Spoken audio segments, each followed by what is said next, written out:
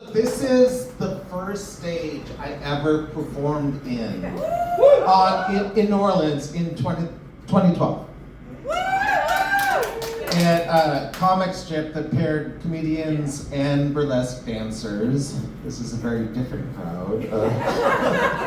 I mean, the moose is still there, but it came back, and this place is dear to my heart. Like, I have performed on the stage so many times, and I feel like this is and I've been literally naked on this stage, and I feel like this is the first time I'm actually getting naked, because it's fun. Anyway, so, thank you so much, and this bar is Siberia, and my family is Ukrainian, so like, they'd be like, the white bar called Siberia, that is like calling it Dachau, like, so, because my grandfather was in the gulag in Siberia, so I do have to. And I love it, it's okay, but so my first poem is about my grandfather, it's called Kiev. The women in my family warn their friends against Ukrainian men. They're like mosquitoes, they'll drain your blood like borscht. My name is Bilyk, the Ukrainian word for white, the color of cold. But as Kiev burns, ashes coat the meat, and there is no white, there is only heat. If my grandfather were alive, he would swim the Atlantic to take to those streets, spit in Putin's face. The Russians, he'd say, were worse than the Nazis. My grandmother scowls when she mentions him. I do everything and he never once say thank you. But I saw her hold his hand in his casket. I listened to the service and words I don't understand.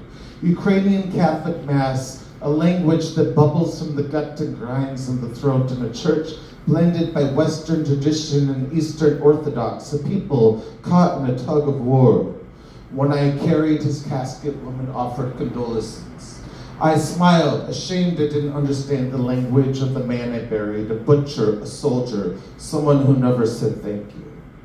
But I get him better now, seeing pictures of 70 bodies in Independence Square, boys clashing against policemen in riot gear, in a city on fire, and the sentiment expressed. We are not fighting for the European Union's money. We are fighting for their values.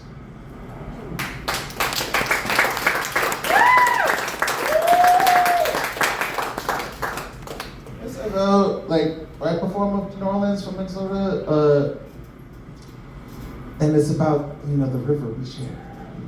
Mississippi. Rivers without eyes. Children ask each other, how do you spell Mississippi with no eyes? You close your eyes and say Mississippi. Rivers contain more caffeine in the South. More water has passed through a human kidney. The more coffee I drink, the less New Orleans sleeps. Shakespeare was born on the Avon where the game was inverted. He added eyes to perfect the I am. On murdering words, turning U's into V's. On the Amazon, if someone asks you, how do you spell Amazon with no eyes, you will be stabbed in the face with a stick, ripping through your skin and tendons until your eyes popped out of their sockets, and the prankster will say, now spell Amazon. I was born on the St. Croix, spelled with an I and an X, the letter that puts the zing in my name and the pleasure in sex falls silent. On a train bridge 300 feet over that river, I kissed my first boyfriend and got my first ticket for pissing in a river.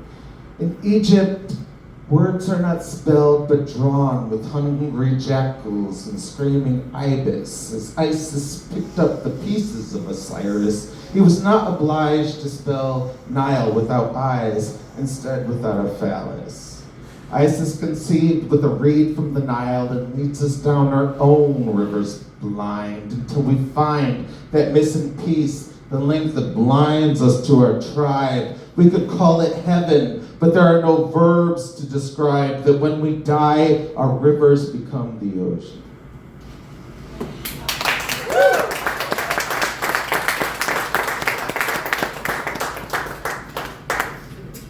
Oh, farm boy. This is not a love song. Mother, what can I say to you? I picked you from a clutch of hens whose feathers were plucked for feather duster to keep the rooster free of dust.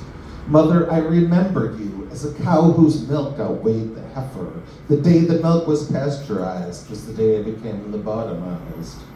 Mother, what I thought of you, with the lobe they drilled into, has been erased. Now all I know is how you cleanse my chin of drool.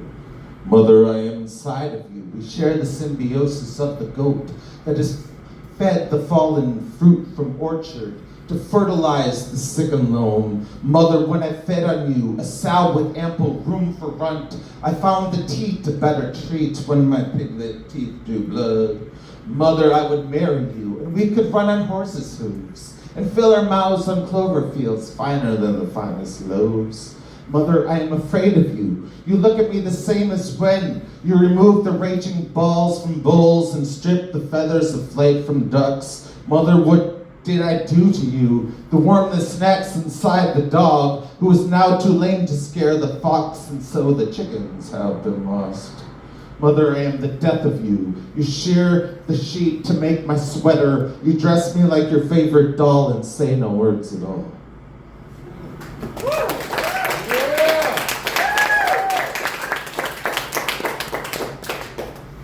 Probably read a poem from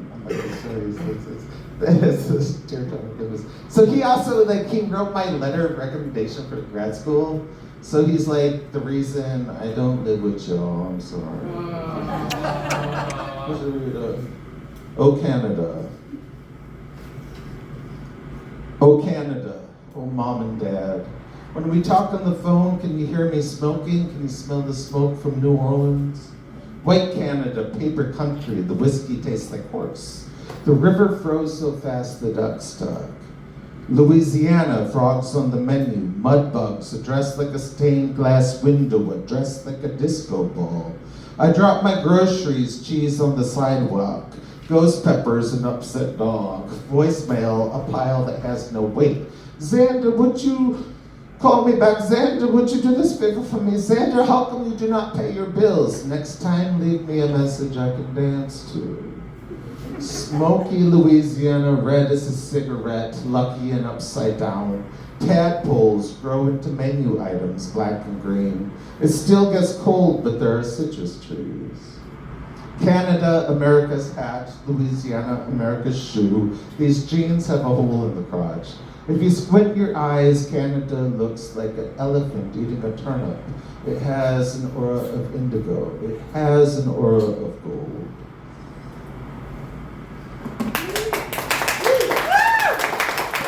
I have to tell a joke, because like normally I do stand-up, like this is my comedy stage, so I have to tell a joke. Okay, it should be a knock knock joke. Knock knock. Who's there? Hike. Haiku. In Siberia, the snow, a chill that burns, the burgers eat you.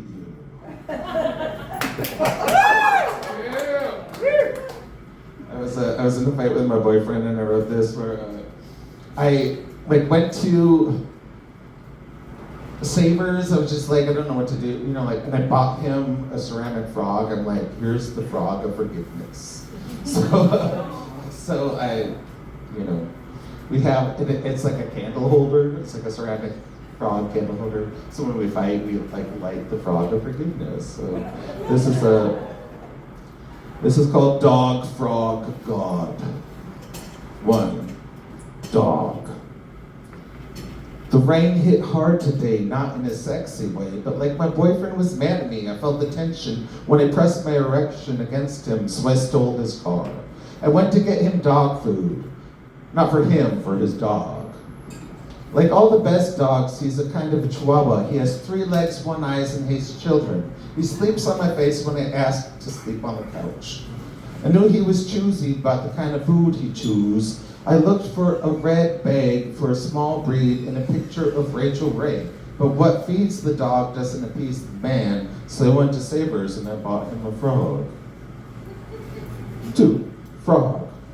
Frog of forgiveness. A ceramic frog with a little chin and stupid eyes that scream, "Why are you mad at me? Please don't be mad at me." And I thought about why. Why I wasn't there when he needed my help when I served myself. I went to the self-checkout to purchase the frog and a new pair of socks just for me. I was prompted to enter my phone number. I tried to enter my partner's. I tried to enter him earlier so I could get 3 cents off his next tchotchke. I thought I knew his digits in my phone, but I had to look at my phone, dear God. 3. God. If there is a God, are they one of forgiveness or are they a man? Driving home and clearly forgot my medication for my ADHD brain, drove the wrong direction, the rain hit the windshield like spit in my face. I turned around a parking lot after parking lot, spinning like a chimp on a tire swing, clutching dog food, socks, and frog. Getting lost, the only thing that no frog in the world could make him forgive me for. If I had crashed his car, I knew the mistake I made. I could have helped him. It was important to him. I could have paid more attention. I could have paid more attention to where I was driving just now and ended up on a lawn in a group of angry men, angrier than my boyfriend, angry like the titans to the gods, brandishing weapons, coming at me screaming, "Don't you know how to drive?" No. "You ruined our game." And then I realized I was on a fucking golf course in the rain, clearly practicing evil. I had driven onto the green. I've never been so scared.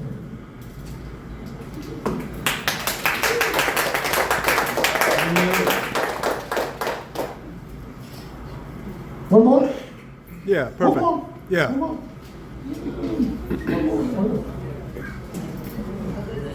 Thanks.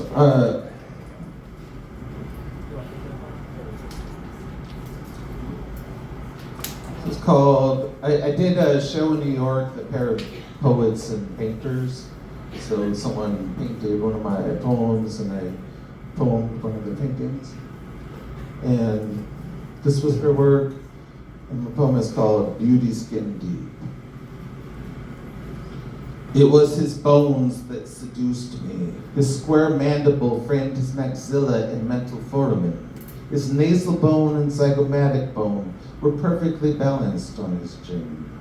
Most noticed his eyes hung snugly by his trochlea and lateral rectus muscle.